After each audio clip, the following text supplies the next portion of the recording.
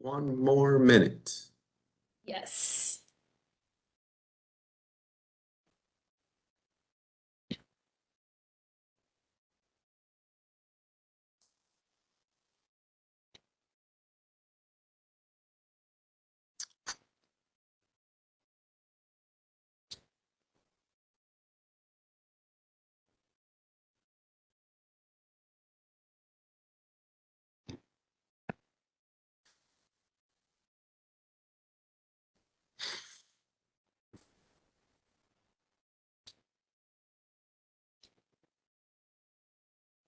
Oh, okay. It is now 2 o'clock. Is Dr. Bragg on also? Let me see. I have 2 o'clock, you mean 11 o'clock? 11 o'clock. Sorry, 11 o'clock. I have multiple clocks going here.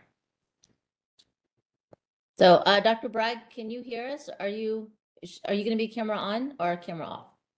On. Excellent. All right. It is now 2 o'clock. I have Dr. Bragg. 11 o'clock. Oh, 11 o'clock. God, I'm so sorry. I have this weird clock on my computer right now. Sorry, 11 o'clock. It is 11 o'clock in the morning, a.m. All right, I see both Dr. Pruitt and Dr. Bragg. So I'm going to go ahead and call this meeting to order. I'm going to establish quorum first. Oh, welcome to everybody who is now here for our practice and education meeting. It is Friday, May 2nd, and I'm going to go ahead and do a roll call. Dr. Pruitt.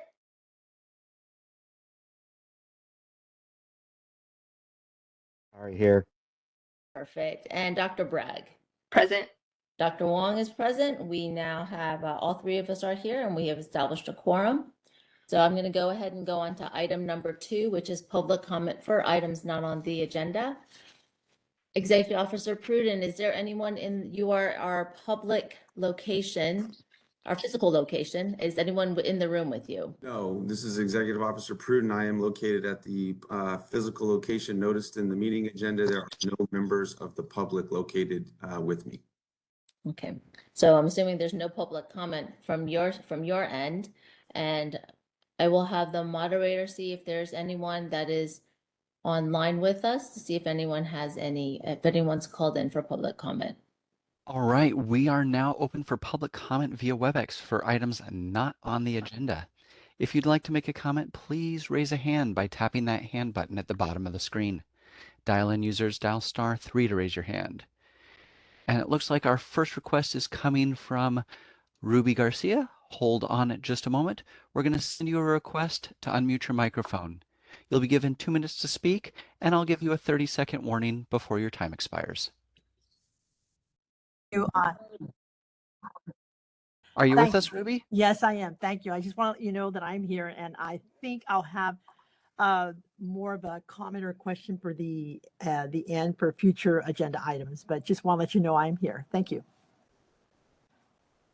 All right, thank you. And that was our only request for public comment on this item. Do you wish to continue with the agenda? Yes, please. Thank you. Welcome, Ruby. We look forward to hearing from you later on in this meeting. So let's go ahead and move on to item number 3, which is discussion and possible action on the practice and education meeting from December 9th. Are there any comments from Dr. Bragg or Dr. Pruitt regarding the minutes from the December 9th meeting? No, actually, I think there was. Hold on, I gotta find my. There was just a typo on page 6 under action item on the at the top of the page. I think there was a number in there, just typographical error, but no content error. Page 6. Let me see. Where? Under the action item, it's at the top of the page. Oh, I see. Yeah. Okay. I see a floating. Yeah. Floating number. It's Uh-huh. like a misspelled word. You just want to make sure we were paying attention. So good job. We caught it. Yeah, exactly. We inserted a error on purpose just to see, yeah, to catch it. Exactly. Yeah, we can, if you'd like to make a motion to correct that and get a second, we could definitely do that. I move to approve the corrected typographical error in the minutes for the December 9th, 2024 meeting. And I second. Perfect. Thank you. Do we need to make a roll call vote for that? Yes. Yeah, with a motion in a second, we need to open it up for public comment. Okay, let's go ahead and open the motion up for public comment first. And again, Executive Officer Pruden, do you have anyone in the room with you? I have no members of the public located in the publicly noticed physical location on the meeting agenda. And moderator, if you could look to see if we have any public comment, please. Absolutely. We are open for public comment on the meeting minutes and the motion. If you'd like to make a comment, please raise a hand by tapping that hand button at the bottom of the screen. Dial-in users, dial *3 to raise your hand, and we will call on people in the order we have requests. We're going to take just a few seconds now to see if we have a request for public comment.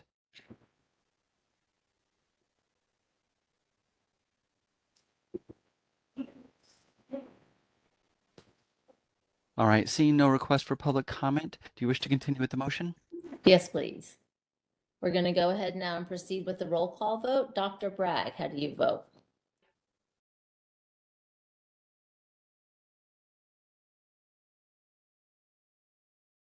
I think you were muted, Dr. Bragg. Could you tell Oh. us what you vote? Was it aye? Okay, and then Dr. Pruitt, Aye. Dr. Wong votes aye. We have motion passes, and let's go ahead and move on to item number 4, which is discussion and possible action on continuing education requirements for retired volunteer designated optometrists. And Executive Officer Pruden, can you go ahead and update us, please? Yeah, so this is going to be a verbal report only for this item 4. And thank you, Chair Wong, for kicking it over to me to discuss this item with you all today. Over the last couple of years, the board has periodically received inquiry from retired optometrists, licensed optometrists who hold a retired volunteer designation, inquiring why it is that the CE requirements require those individuals who have the retired volunteer designation to take the same amount of CE that a normally or regularly licensed optometrists must also take.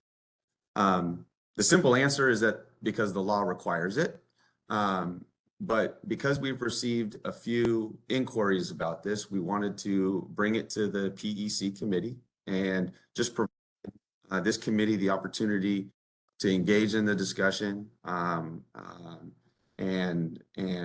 see, if there's anything that the committee wanted to recommend on this area. So a little bit of background, a little bit of facts to help maybe inform the discussion.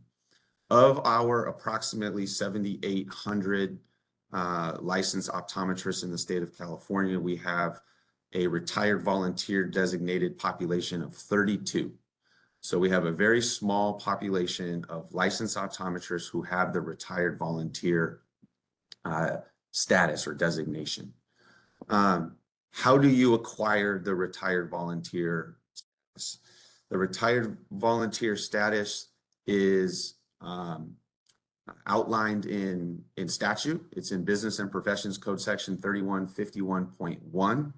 And there are a variety of ways in which an individual can acquire this retired volunteer status. I am going to just walk through these different pathways.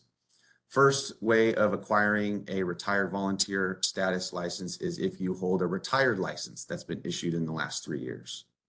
A second pathway is if you've held a license that's not been renewed, that has expired within the last 3 years. A third pathway is whether you hold a current and active license. That also enables you to acquire the retired volunteer status. If you hold a retired license that was issued more than 3 years, but less than 5 years ago, and you complete 50 hours of CE, you can also acquire the retired volunteer status. If you hold a license that was not renewed, expired more than 3 years, but less than 5 years ago, and you complete 50 hours of CE, you can also acquire the retired volunteer status. If you hold a retired license that was issued more than 5 years ago, and you pass the CLRE and you retake the NBO Part 3 exam, you can acquire a retired volunteer status. And if you hold a license that was not renewed, expired more than 5 years ago, and pass the CLRE and Part 3 of the NBO, you can also acquire a retired volunteer status. What does the retired volunteer status designation authorize the holder to do? An optometrist who has the retired volunteer designation can practice full scope optometry. They are not limited in their scope at all. They are limited in two other ways. The services that they provide must be voluntary and unpaid, and they must be provided at health fairs, vision screenings, and through public service eye programs. So those are the two conditions, if you will, that are placed on a holder of a retired volunteer status. The retired volunteer status is, again, a status associated to your license. So it must be renewed. And the law requires the renewal of the retired volunteer status to complete the CE requirements. The CE requirements for most of our optometrists require 50, 35, and 10. 50 overall hours, 35 hours in the treatment and management of ocular disease, and 10 hours in glaucoma. And so that's the overview of this item. Again, the context that we're starting with is we have received a few inquiries from individuals who hold this status, who are wondering why it is that they have to meet the same amount of CE hours as regularly licensed optometrists, if you will, and whether there is any consideration to be given to maybe reducing the hours that would be required of a holder of a retired volunteer designation. Again, all of this is outlined in statute, so the board does not have the ability to change that like we would in a regulation, for example. So with that, I'm happy to take any questions or comments from the committee members regarding retired volunteer designated optometrists. All right, Dr. Pruitt or Dr. Bragg, do you have anything that you want to say? Otherwise, I do have a little comment. Dr. Bragg, go ahead. You go first. I do, because I was thinking about it as well. Would there a simple approach maybe without statute change? Would there be ability for like a TPA or a TLG licensed optometrist to downgrade to a DPA, and then they would only have 40 hours to meet? There is no ability in the law to downgrade your certification. So you get licensed in the scope that the law provides today, right? And DPA is a relic, essentially I think pre-1996. So there is no ability to be licensed with the fullest scope and then downgrade your scope later as a way of trying to take 10 less hours of CE or for any other purpose. There's no mechanism in the law that allows us to adjust your certification downward.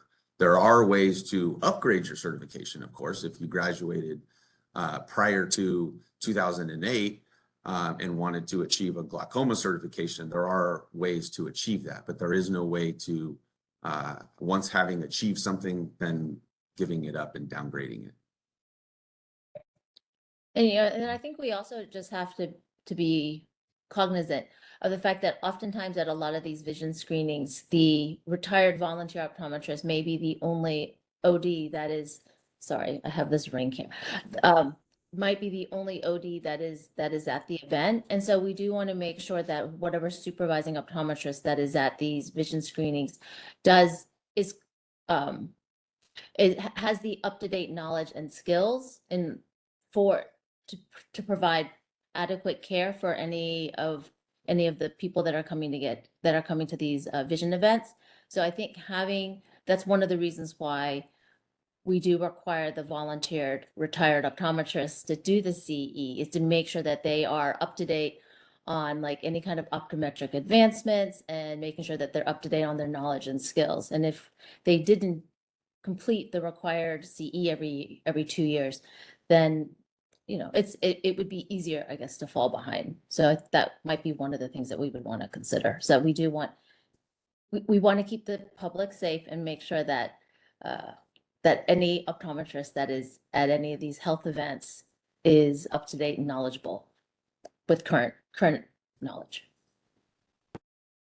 I, I agree. I was just gonna say, I think it's a necessary evil. I get their standpoint, and I get why. It seems that it's a little overkill, but at the same time, they do have access to the public, and they do have access to, or the ability to still practice full scope, even if through a screening. So, in the interest in this public safety, they have to be up to the same standard of anyone else who can provide care to the public. um, I like to find a lot of times with these screenings, healthcare, they're just to catch major issues. You're not treating glaucoma on an ongoing basis. Um, so to me, 50 hours is a bit for someone that's retired and isn't really getting a lot of income. But if it, it might be something down the road to create maybe a additional classification that we could reduce the number of hours. But I think how a retired volunteer works, it's not really the same as like a full scope. Mostly, a lot of it's refraction, and depending on the setup and the resources available, I mean, you may only have like an ophthalmoscope. So, I mean, it's not like your typical setting. So that's, yes, there should be some requirement to stay up to date as far as like being aware of certain conditions as technology changes, what we know about diseases, so that they can identify it. But as far as any kind of treatment, there really isn't treatment going on at these screenings. No, I agree. And I think also if continuing education was like it was before COVID, I would really be, I guess, perhaps more sympathetic. But nowadays, since we've changed our continuing education requirements so that you can either do synchronous or asynchronous courses, getting 50 hours is a lot. I guess it's an easier continuing to CE achievement to do, because we can do everything online. You do have to go to live courses, but that is just maybe a couple of hours a weekend to log in and listen to CE that way. And so the cost, having to travel and attend in-person CE is significantly less. So getting CE 50 hours, while it is still a large amount, it is definitely much more achievable than it used to be. So- Chair Wong, just a point of clarification. It's actually possible to acquire all of your 50 hours online. Yes. Now. You do not have to take a certain percentage or numerical number in person. You can achieve all of them online. So to your point, that is a much more flexible way of acquiring of achieving the requirements than what existed just a few years ago. One other thing, just for the committee to consider, maybe as this conversation perhaps continues out into the future, is while we don't, receive, I can't share with you any recent knowledge of having received a complaint involving care provided by a retired volunteer. Again, we have very, very limited numbers of folks with this designation. If there was to be a reduction in hours that a retired volunteer would have to take to maintain that license, the moment that a consumer does get harmed, we don't want that to happen. But if that were to happen, the moment that happens and it's the care provided by an optometrist that took less hours than everybody else, we may be, having to deal with those questions, right? Those policy questions from the legislature or elsewhere about that decision, right? About creating sort of a two-tiered renewal requirement structure when continuing education is supposed to be the sort of, the minimum competency that must be achieved in order to keep that license. So if we go to a two-tiered system and a patient were to get harmed or a failure to refer or something like that was to happen in that scenario, that's just something that we may want to think about and be cautious about too. So any other comments or questions from you all about this item?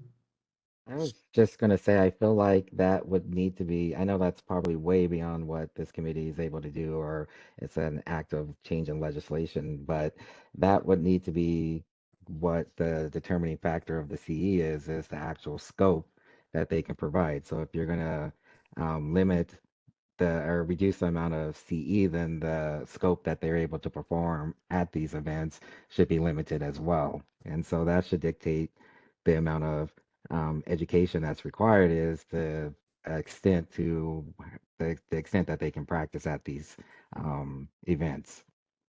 Yeah, it's a good point, Dr. Pruitt. And I think the other thing that's important to keep in mind too is you have a current and active license, right? That's how you got this retired volunteer designation. You are able to practice optometry. That also means when you come to renew, you can make a decision to not renew that retired volunteer designation, right? Now I want to go back to getting paid. I don't want to do unpaid volunteer services any longer. You can make that decision on your renewal application, right? Of course, as we all know, one of the main requirements to renew your license is that you have done the CE 50, 50, 35, and 10.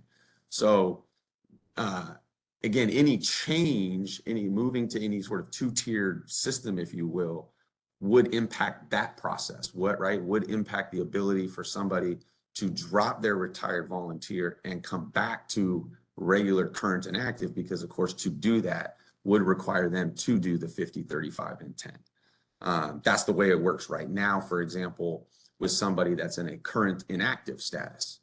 If they want to drop inactive and come back to current, they have to show us proof of 50, 35, and 10 if they're TPA and glaucoma certified, which about 80% of our licensees are. So that's just another maybe consideration to all of this is there is a way for retired volunteers to drop that designation and go back to just regular licensed optometrists. And if they had been renewing sequentially that retired volunteer under a different CE requirement, now they want to drop the retired volunteer and come back to full scope. They now have to achieve the greater CE requirement, if you will. So just something else to maybe consider as we continue to talk about this. Staff wanted to bring this as a sort of first conversation for this committee. I don't anticipate any action coming out of it today, but we can certainly continue to research and look into this issue. I, for example, do not know how any other states might treat retired volunteer designated optometrists in terms of a CE requirement. So that might be something worth at least exploring as well. I agree. All right. So Dr. Bragg, Dr. Pruitt, do you have any other comments in regards to this topic? Nope. Right, yeah, Greg, so if you could look and maybe just ask, I don't know, other states, kind of how they, I'll just reach out to Arbo. reach out to Arbo, and that would be perfect. And then that way we can find out what other states are requiring of their retired volunteer optometrists. And that would be extremely helpful. And we could always put this up. I don't know if do we have space on our July agenda? We I could don't put know yet if we do. But I'll obviously commit to bringing it back to a future PEC But yeah. So. Yeah, we can either bring it up to the next PEC meeting and then maybe perhaps bring it to the full board sometime in the near future. Sounds like a good plan. Perfect, thank you. Okay, so let's go ahead and move on. Oh, do we need public comment? It's worth, I think we don't have a motion. I don't think we have to take public comment on this, but I think this came from people, asking us questions. So I think it'd be worth opening it up. Okay, so I'm assuming again that still no one is in the room with you. So moderator, if the moderator could check to see if there's any public comment, any callers with public comment, I would appreciate it. We are open for public comment on agenda item 4. If you'd like to make a comment, please raise a hand by tapping that hand button at the bottom of the screen. Dial-in users dial *3 to raise your hand, and we will call on people in the order we have requests. We're going to take a few seconds to see if we have a request for public comment.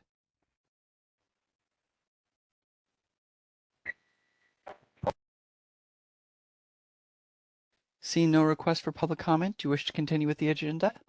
Yes, please. Thank you very much. So let's go ahead and move on to item number 5, which is discussion and possible action on continuing education course approval submitted. And I'm just going to go through them, I guess, basically letter by letter, since we have so many courses that we're reviewing. So I will go first with, do Dr. Pruitt and Dr. Bragg have any comments about items 5A or 5B that are on the agenda? Nope. Um, No comments. So I'm going to go ahead. Okay, so let's go ahead. Can I have a motion to pass items 5A and 5B1 on the agenda? I move to approve items 5A1 and 5B1. second. All right, so I'm going to go ahead and open this up for public comment. Public comment in the room with Executive Officer Pruden. There is nobody located with me. And I'm going to ask for public comment for any callers, please, moderator. We have a motion on all of Agenda 5. If you'd like to make a comment, please raise a hand by tapping that hand button at the bottom of the screen. Dial-in users dial *3 to raise your hand, and we will call on people in the order we have requests. We're going to take a few seconds to see if we have a request for public comment.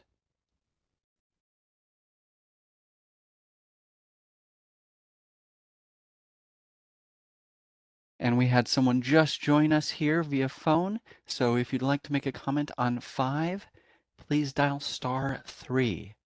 We're going to wait a few more seconds.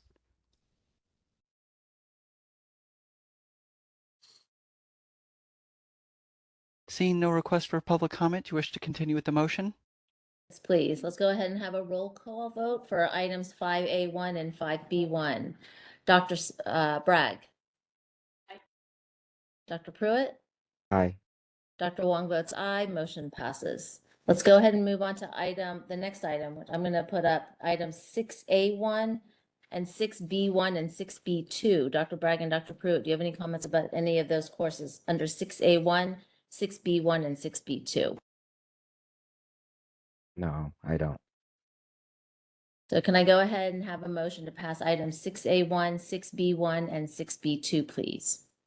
I move to pass 6A1, 6B1, and 6B2. Second. And public comment again, Executive Officer Pruden. There are no Uh, members of the public located with me. Perfect. And moderator, if you could see if there's any public comment for items 6A1, 6B1, or 6B2, please. We are open for public comment on the motion. If you'd like to make a comment, please raise a hand by tapping that hand button at the bottom of the screen.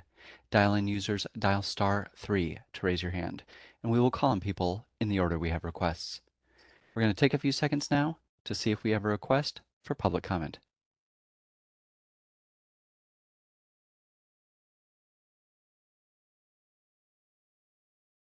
Seeing no request, do you wish to continue with the motion? Yes, please. Let's go ahead and have a roll call vote. Dr. Bragg for items 6A1 and 6B1 and 6B2.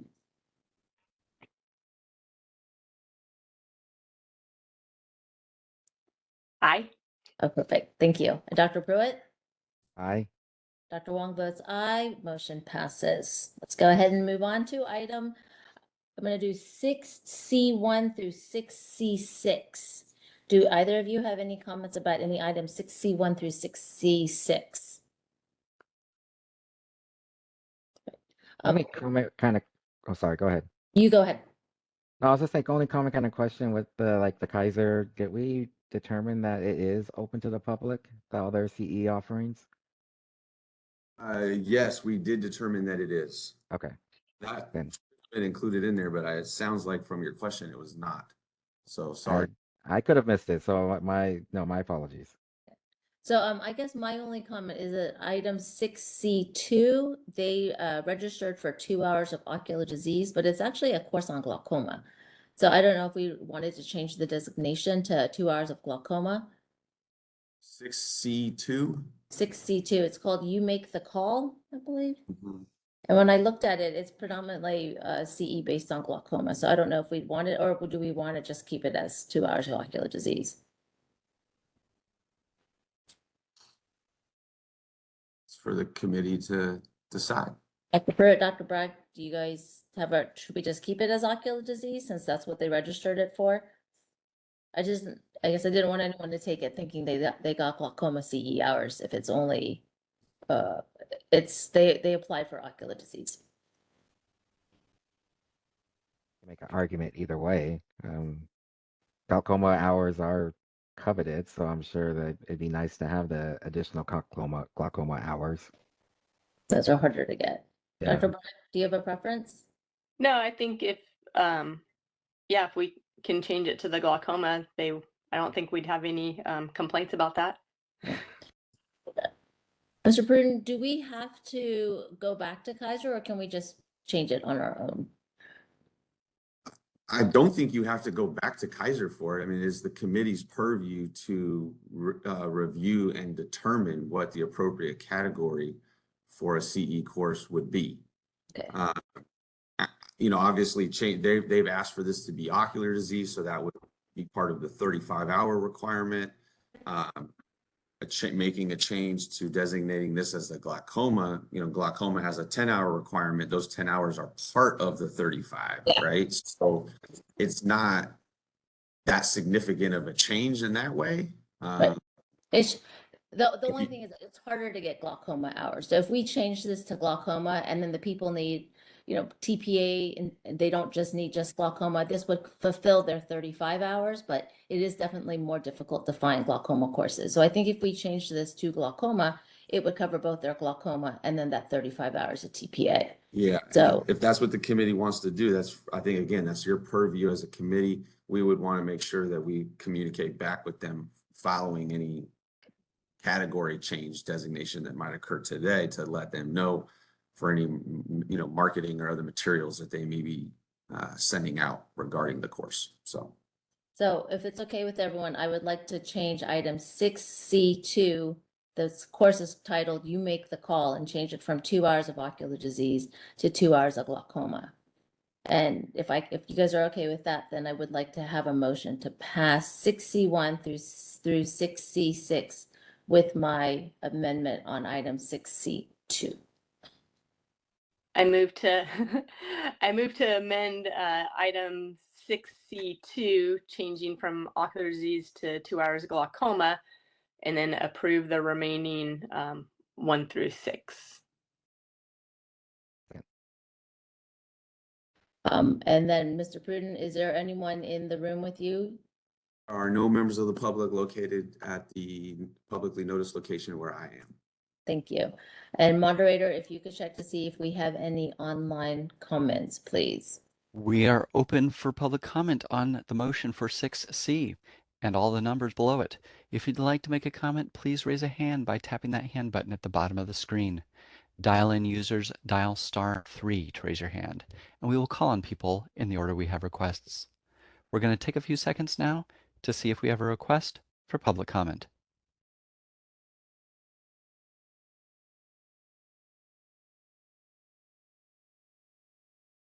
Seeing no request, you wish to continue with the motion?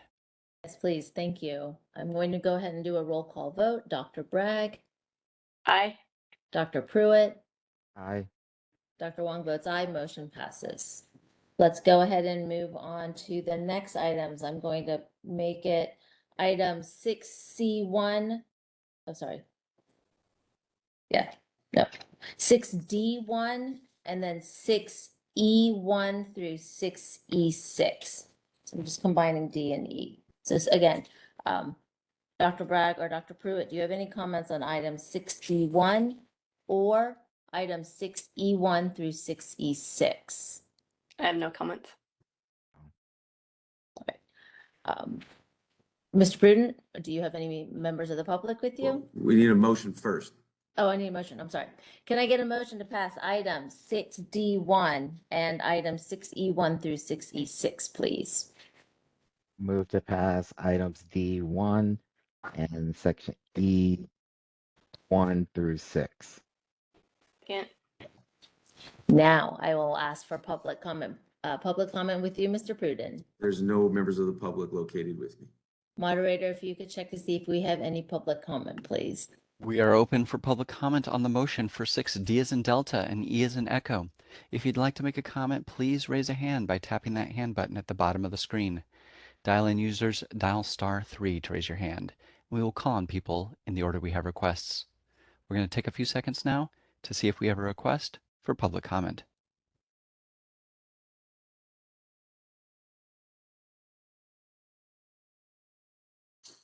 Seeing no requests, you wish to continue with the motion?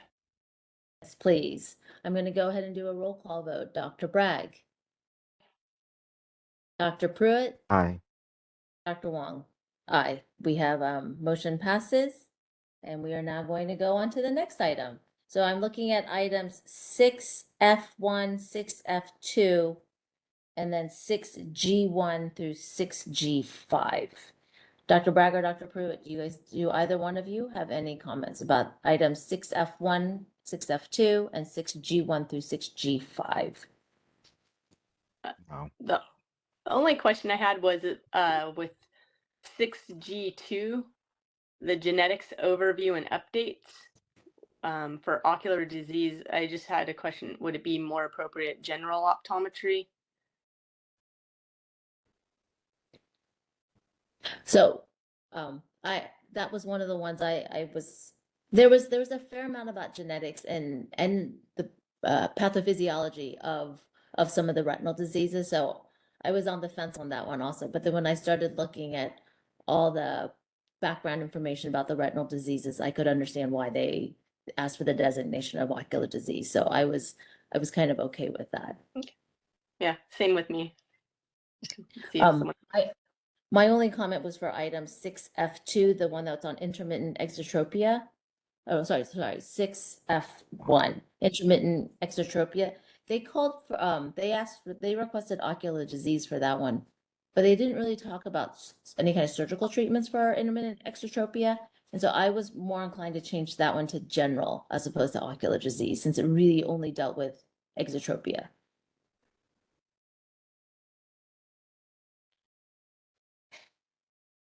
I think that would be prudent to do.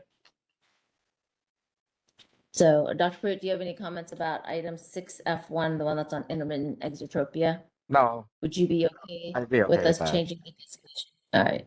So I guess right now, what we currently have is 6F1. We would like to amend that and change it from category ocular disease and change it to general. And then everything else we're okay with. Are you guys okay with that? All right. So could I go ahead and get a motion to pass item 6F2 and 6G1 and through 6G5 and to change the category for 6F1 from ocular disease to general? I move to modify item 6F1, intermittent exotropia, from ocular disease to general optometry, and then approve item 6F2 and 6G1 through 6G5. And can I get a second? Second. Perfect. And we will now open for public comment. Mr. Pruden, do you have any members of the public with you in the room? No, I do not. Ms. Moderator, if you could see if we have any public comment, please. We are open for public comment on 6 F as in Foxtrot, G as in Golf. If you'd like to make a comment, please raise a hand by tapping that hand button at the bottom of the screen. Dial-in users dial *3 to raise your hand. We will call on people in the order we have requests. We're going to take a few seconds now to see if we have a request for public comment.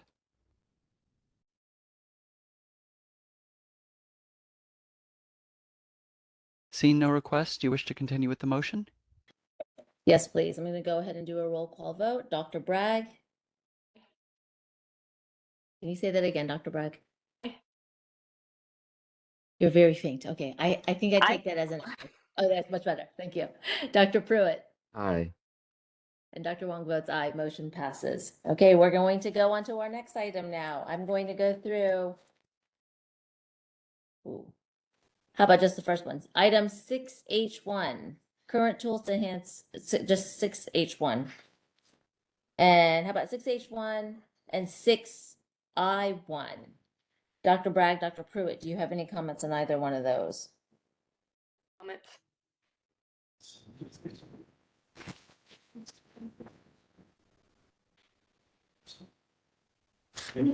So I actually do have a comment.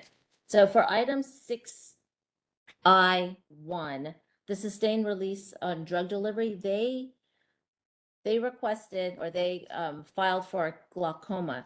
The only problem with this particular talk, for me anyway, was that it really only talked about the actual physical delivery of how the drugs were delivered, but it really didn't talk about glaucoma in itself. So there was really no disease talk. It is only talking about the actual different drugs and how they were delivered.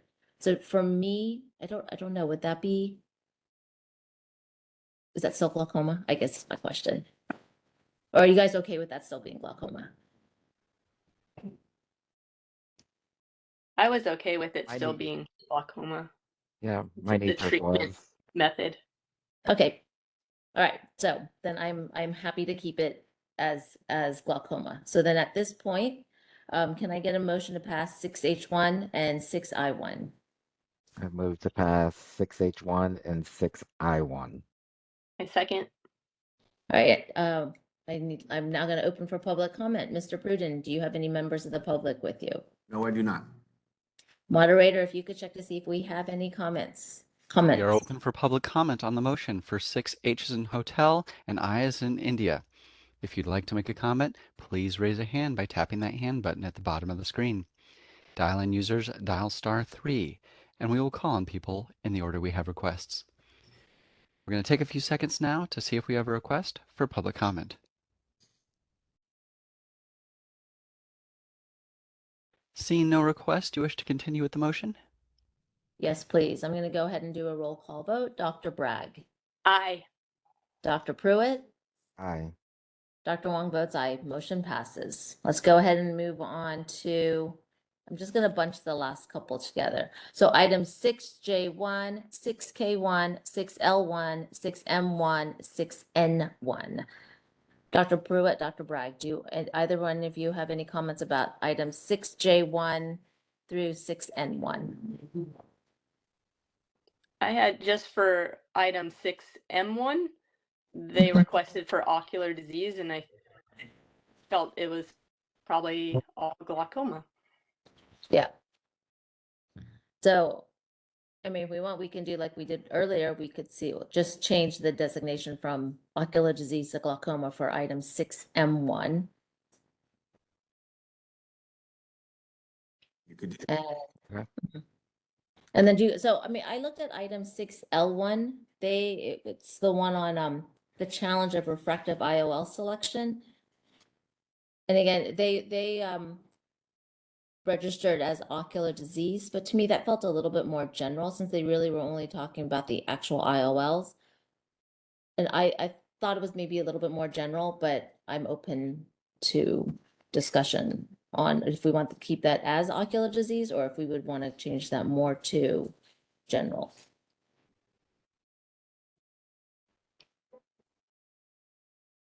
I'm okay either or. I feel like it's kind of similar as the previous. Like it's kind of like the argument is refractive error a disease or is the ocular misalignment a disease, and so it's kind of that back and forth debate. So I'm okay either way.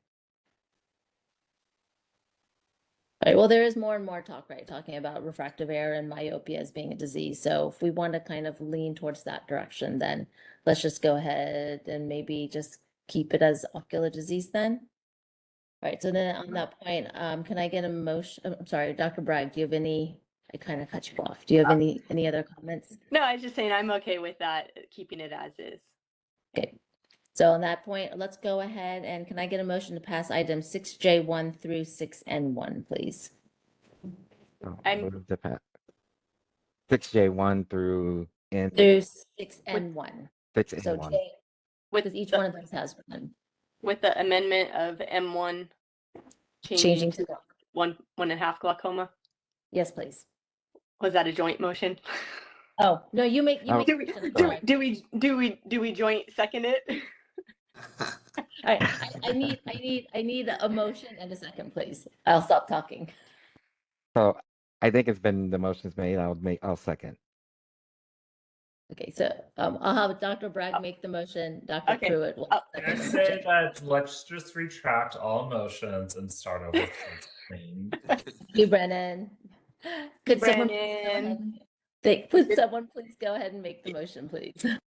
I move to amend item 6M1, changing from 1.5 ocular disease to 1.5 glaucoma. And after amended, then I move to approve item 6I1 through 6N1. I think it's 6J1 through 6N1. Oh, yes. Sorry, 6J1. Second. Perfect. And then I'm going to go ahead with public comment. Mr. Pruden, are there any members of the public with you? No, there are not. And moderator, if you could check to see if we have any public commenters, please. We are open for public comment on 6J as in golf through N as in November. If you'd like to make a comment, please raise a hand by tapping that hand button at the bottom of the screen. Dial-in users, dial *3 to raise your hand, and we will call on people in the order we have requests. We're going to take a few seconds now to see if we have a request for public comment.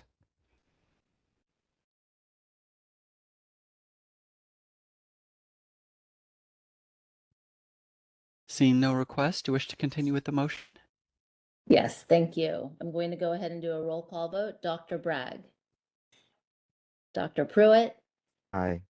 Dr. Wong. Aye. Motion passes. Let's go ahead and move on to item number 7, which is our self-study applications. And I have 3 application 7A1. Dr. Pruitt, Dr. Bragg, do you have any comments about item 7A1? Dr. Pruitt, you have any comments? Okay. I'm going to go ahead and ask for a motion to pass item 7A1, please. I move to pass 7A1. Second.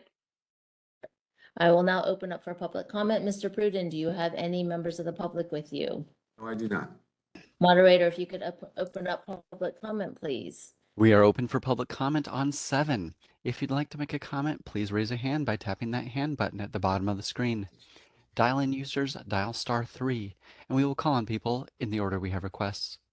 We're going to take a few seconds to see if we have a request for public comment.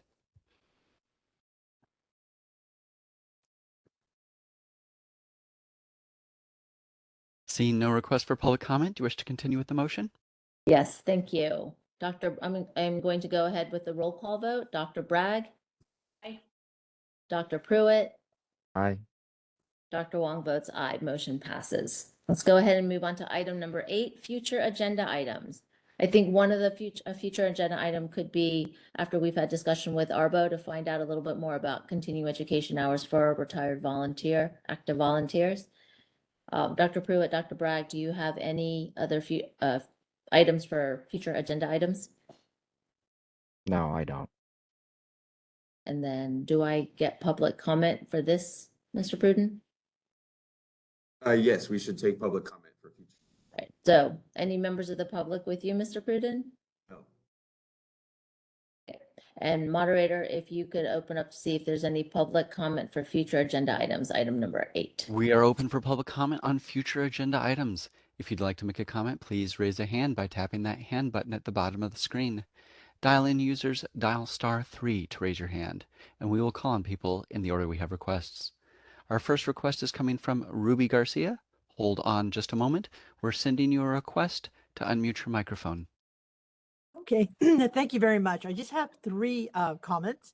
And one of them, if there could be a possible way that SLDs and CLDs could get some sort of training with requirements if they decide to open up their shops. We realize that there are shop holders that are opticians, but we want to be very clear what those requirements are if we hire a doctor. And as an example, at our training center, we're looking to hire a doctor, but we want to follow all the rules. That's my first point.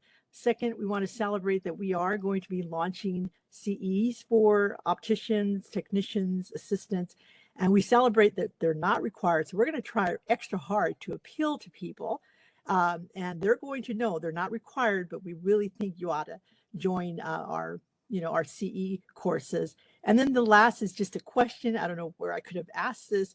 We are thinking possibly to submit a request for a CE for optometrists to attend if we wanted to talk about diversity is the topic and new technology. And that's it. Thank you.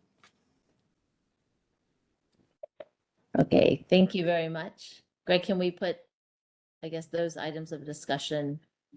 We'll talk about them internally and then I think figure out where they may be appropriate to. Right. Thank you, Greg. Thank you, Ruby, for calling in with your questions. Okay, so if we have no more items or no more comments for item number 8, I'm going to move on to item number 9, which is adjournment. Thank you, everybody, for attending our PEC meeting today, and I look forward to hearing from everyone at our next PEC meeting. Thank you. Bye. Bye. Done. Have a good All right, weekend. thank you, everyone. Have a good weekend. Good weekend. Thank you, Lillian. Thank you, Stacy. Thank you, Joe. Thank you. Yes, thank you all. All right. Care. See you guys next time.